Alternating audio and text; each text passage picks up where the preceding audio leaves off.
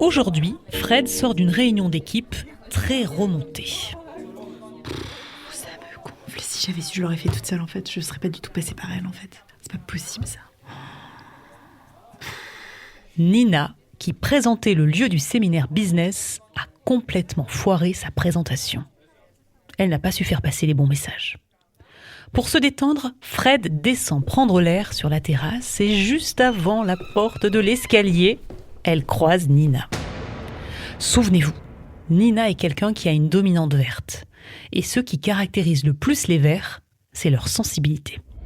Nina, j'ai l'impression que t'as bâclé la présentation que t'as faite tout à l'heure en réunion. Ce serait bien que tu fasses attention la prochaine fois. Hein. En plus, les messages validés ensemble n'ont pas été transmis à l'équipe. Si c'est ça, la prochaine fois, c'est pas la peine, je gère. Ce feedback assez tranchant laisse Nina de marbre, ce qui risque de compliquer leur relation à l'avenir. Naturellement, vous vous doutez bien de ce qui va suivre. Immédiatement, Nina va avoir besoin d'en parler et c'est aux équipes qu'elle va se confier sur la façon dont son manager traite ses équipes. L'engrenage est lancé pour pourrir la relation de travail. Comment Fred aurait pu s'adresser à Nina autrement ? Quel type de feedback aurait-elle pu lui faire ? À quel moment et dans quelles conditions ? Dans cet épisode, nous avons une baguette magique qui nous permet de revenir 15 minutes en arrière.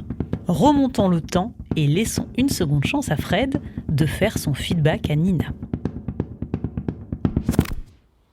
Fred se prend 5 minutes, juste après la réunion d'équipe, pour descendre prendre l'air et réfléchir au message à faire passer à Nina.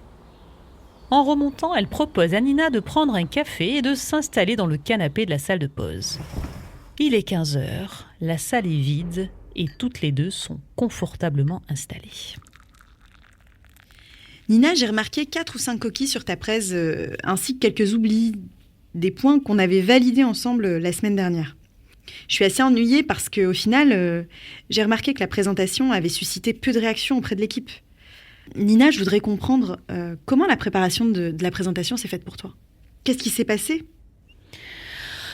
Alors déjà, je suis vraiment navrée, hein, et j'espère ne pas t'avoir trop mise en défaut. Bon, je t'avoue que j'ai pas eu le temps, car j'ai gardé mes enfants toute la journée que j'avais prévue pour travailler ma presse.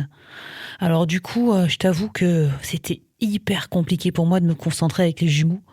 Et en plus, mon grand avait la gastro, mon mari était pas là en déplacement. Pas simple, quoi. Ok, j'entends. J'imagine que ça n'a pas été facile pour toi.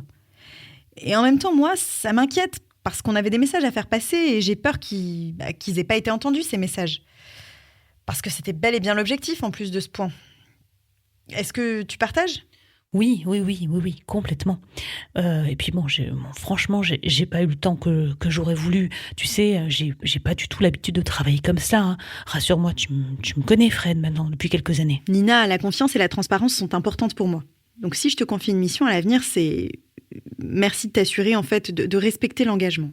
Ou de m'alerter à l'avance, en cas de difficulté. Est-ce que c'est OK pour toi ? Oui, bien sûr, tu peux compter sur moi. Bon, je vais vous donner un truc. Quand on parle de communication non violente, ça désigne un ensemble d'outils. Celui qui a été utilisé ici s'appelle l'OSBD. 4 lettres au service d'une communication assertive. O pour observation. J'observe, je constate un fait et rien qu'un fait. Ici, Fred constate les erreurs sur la présentation qu'a faite Nina. S pour sentiment. Je partage mon ressenti sur la situation. Fred exprime sa crainte que l'équipe n'ait pas été embarquée par le sujet, à fort enjeu d'ailleurs, que devait présenter Nina. B pour besoin. J'exprime le besoin caché derrière mon émotion. En l'occurrence, Fred a besoin de confiance et de transparence dans sa relation avec ses collaborateurs. Et enfin, D pour demande. Toujours formulée de manière positive et précise, la demande doit valider l'accord du collaborateur pour vérifier que celui-ci est bien compris et pour éviter que la situation ne se reproduise. Observation, sentiment, besoin et demande. Et voilà, maintenant vous connaissez la méthode OSBD. Il ne vous reste plus qu'à l'appliquer. Cette méthode ne s'applique d'ailleurs pas qu'au management. Elle peut tout aussi bien s'appliquer dans votre vie au quotidien. Elle vous évite de formuler des reproches de manière agressive. Dans le prochain épisode, continuons à suivre les aventures de notre manager préféré, qui se posera une question essentielle. Comment bien déléguer et aux bonnes personnes ?